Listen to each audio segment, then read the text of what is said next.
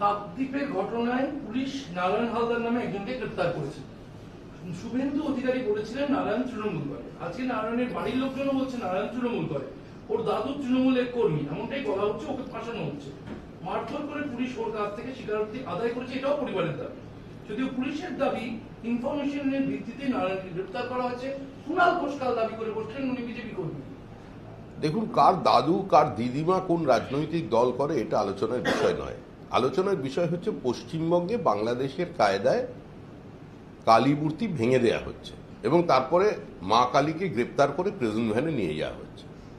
তো বাংলাদেশের সাম্প্রতিক ঘটনা প্রবাহের যে প্রতিফলন, তার ছায়া যে পশ্চিমবঙ্গে আসছে, র্যাডিক্যালাইজেশন যে এ রাজ্যেও চলেছে, এ রাজ্যটাকেও দারুল হার্ব ধরে নিয়ে সেটাকে দারুল ইসলাম বানিয়ে দেওয়ার যে চক্রান্ত চলেছে দীর্ঘদিন ধরে, এগুলো তারই বিভিন্ন প্রতিবিম্ব, প্রতিফলন মাত্র।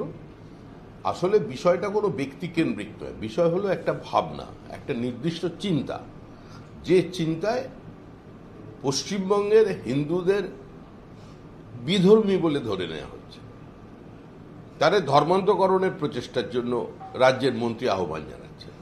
তো সার্বিকভাবেই তো এখানে এই পরিস্থিতি তৈরি হয়েছে।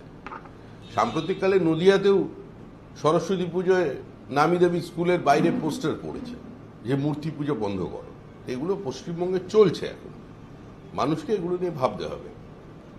রাজারহাটের মোবারকপুর ঘোষপাড়ায় কালী প্রতিমা নিরঞ্জনের সময় শোভাযাত্রায় জয় শ্রীরামের গান বাজছিল, তা নিয়ে পুলিশ আপত্তি করে এবং পুলিশ মারধর করেছে যারা প্রতিমা নিরঞ্জনে ছিলেন। তো এটাই তো স্বাভাবিক। পুলিশের কাজ করেছে। পুলিশ কোনো স্বতন্ত্র সংগঠন তো নয়। রাজ্য সরকার কি চাইছে? রাজ্য সরকার চাইছে পশ্চিমবঙ্গে ধর্মান্তকরণ হোক। রাজ্য সরকার চাইছে এ রাজ্যে রোহিঙ্গারা পাকাপাকি বাসিন্দা হয়ে যাক, ভোটার লিস্টে তাদের নাম থাক। রাজ্য সরকার চাইছে হরিনাম সংকীর্তন বন্ধ করতে। রাজ্য সরকার চাইছে যে তাদের প্রতিনিধি, তাদের নির্বাচিত জনপ্রতিনিধি 70% আছে বলে 30% হিন্দুকে মেরে ভাগীরথীতে ভাসিয়ে দেবে। এগুলো রাজ্য সরকারের কর্মসূচির জন্য পড়ে। তো স্বাভাবিকভাবেই রামের নামে অনেকে ভয় পায়। এখন রাম নামে আক্রমণ করলে যদি কিছু মানুষকে খুশি করা যায়, তার জন্য চেষ্টা, সেটা সর্বক্ষেত্রেই চলছে। সে কামদুনির তদন্তই হোক আর মুর্শিদাবাদের সাম্প্রতিক ঘটনাই হোক, রাজ্য সরকার একই পথে এগিয়ে চলেছে। দুটো প্রশ্ন। একটা প্রশ্ন হচ্ছে যে আপনাদের অনেকেই চাইছেন, জানতে চাইছেন, আমরাও জানতে চাইছি যে আপনার এবার সভাপতিত্বে প্রায় 4 মাস পূর্ণ হবে সামনের মাসে, রাজ্যের পদাধিকারী তালিকাটা কবে? দেখুন, পশ্চিমবঙ্গের রাজ্য সভাপতির সময়কাল কিভাবে এগোচ্ছে, সাংবাদিকরা এই সম্পর্কে আগ্রহী এবং তা নিয়ে দিনক্ষণ হিসাব রাখছেন জন্ম তারিখের মতো। এটাই বিজেপির সবচেয়ে বড় সাফল্য। আমরা এই রাজ্যে প্রান্তিক শক্তি হিসেবে শুরু করেছিলাম 1% কম ভোট নিয়ে। বিজেপি আবার পার্টি আরশোলা, আবার পাখি, একথাও আমাদের শুনতে হয়েছে। ইন্দিরা গান্ধী মৃত্যুর পর 2টি আসন পেয়েছিলাম, বলা হয়েছিল হাম দো হামারা দো। তারপরে এখন আপনি আমাদের জন্ম তারিখের খবর রাখবেন, অন্নপ্রাশনের খবর রাখবেন, এটাই স্বাভাবিক। এই নিয়ে চিন্তার কোনো কারণ নেই। আমাদের দল কিভাবে চলবে, আমাদের কবে কমিটি তৈরি হবে, সেটা আমরাই ঠিক করব। আমাদের এটা নিয়ে কোনো চিন্তিত হওয়ার বিষয়ও নেই। আর আমরা যখন আমাদের কাজটা আমাদের করব, ওটা সাংগঠনিক বিষয়, এটা সাংবাদিকদের বিষয় নয়। দ্বিতীয় বিষয় হচ্ছে যে আপনাদের সব নেতারা আসছেন, মানে শুভেন্দুরা আসছেন, সুকান্তরা আসছেন, বনসাইজি আসছেন, আপনারা কি কোর কমিটি বসবে আজকে? দেখুন, একটা কমিটি বসবে, সেটা কোন কমিটি আপনাকে বলতে পারছি না। আমাদের কাজ হচ্ছে বসে আলোচনা করা। সংগঠিত রাজনৈতিক দল যেভাবে বসে তার নির্দিষ্ট গঠনতন্ত্র মেনে সেটা চলবে। নির্বাচন কমিশনের সূত্রে খবর যে 1 নভেম্বর থেকে এসআইআর শুরু হতে চলেছে এরাজ্যে এবং 3 মাসের মধ্যেই শেষ হবে। ভোটের আগেই এসআইআর শুরু হতে চলেছে 1 নভেম্বর থেকে। এসআইআর তো ভোটের আগেই শুরু হবে, এটাই তো সকলেই জানে। ভোট হয়ে যাবে তারপর এসআইআর হবে, বিষয়টা এরকম নয়, এটা একটা প্রক্রিয়া। সৌগতবাবু তো বলে দিয়েছেন, চিন্তার কোনো কারণ নেই, দুশ্চিন্তারও কোনো কারণ নেই, স্বাভাবিক প্রক্রিয়া।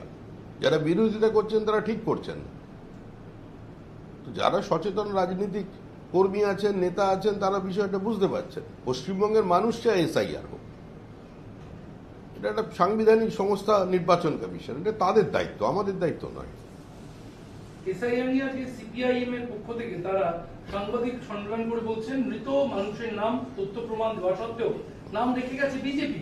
ওদের লক্ষ্য বাংলার ভোটারকে তালিকা থেকে বাদ দেওয়া। বিহারে বাদ গেছে যেমন, আসামে যেমন জেনুইন ভোটারকে ডিভোটার করে দেওয়া হয়েছে। ওদের কথা মানুষ, ওই সিপিআইএম এর কথা মানুষ এখন শুনছে না। সিপিআইএম এর কথা আর আমার মনে হয় মানুষ শুনছে না। সুতরাং ওরা এই শক্তি ক্ষয়টা না করলেই ভালো করবে, কারণ ওদের পরিণতি তো জানা। দিল্লিতে গিয়ে একই সঙ্গে তৃণমূলের হাত ধরে ধর্ণা দেবে যে ইডি সিবিআই এর এই প্রতিহিংসা পরায়ণ আচরণের বিরুদ্ধে ঐক্যবদ্ধভাবে লড়াই করতে হবে। ওরা কোথায় আছে বোঝা যাচ্ছে না। একটা সময় বিহারে তো ছিল কমিউনিস্ট পার্টি, এবার শুনতে পাচ্ছি না তোর নাম। ওখানে তো তেজস্বী যাদবের কাজে আত্মসমর্পণ করেছে। বিএলওদের স্বস্তি দিতে কমিশন বলছে এসআইআর শুরু হলে যাবতীয় ক্ষমতা থাকবে কমিশনের হাতে। এসআইআর এর সঙ্গে যুক্ত কোনো কর্মী আধিকারিককে বদলি করা যাবে না। গোটা নিয়ন্ত্রণ থাকছে কমিশনের হাতে।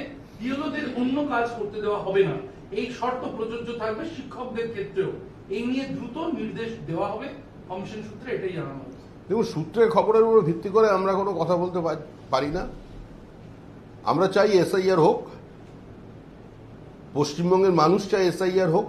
মৃত ভোটারের নাম, বাংলাদেশি অনুপ্রবেশকারীদের নাম, এক ভোটারের নাম 4 জায়গায়, ফাঁকা প্লটে ভোটার, এগুলো বাদ যাক। একটা ত্রুটি মুক্ত ভোটার লিস্টে পশ্চিমবঙ্গের মানুষ ভোটদানে অংশগ্রহণ করুন, এটাই মানুষ চায়, এটাই সময়ের দাবি। এখন এসআইআর সারা দেশে হচ্ছে, বিহারে এসআইআর হচ্ছে। তো কিছু রাজনৈতিক দল এখন প্রাসঙ্গিক হয়ে ওঠার চেষ্টা করে ভোটের আগে, সেরকম যেন সিপিআইএম, ওরা ফিশ ফ্রাই এতে শেষ করে দিয়েছিল, এবার ওদের চিকেন কাটলেট খাবে নবান্নের ওপরে উঠে। আর বিএলওটা যাতে ভয়মুক্ত হিসেবে কাজ করতে পারে, চাপমুক্ত হিসেবে কাজ করতে পারে, তারা যেন নিরাপত্তাহীনতায় না ভোগে, সেটা দেখার দায়িত্ব নির্বাচন কমিশনের, এবং নির্বাচন কমিশনকে এটা দেখতে হবে।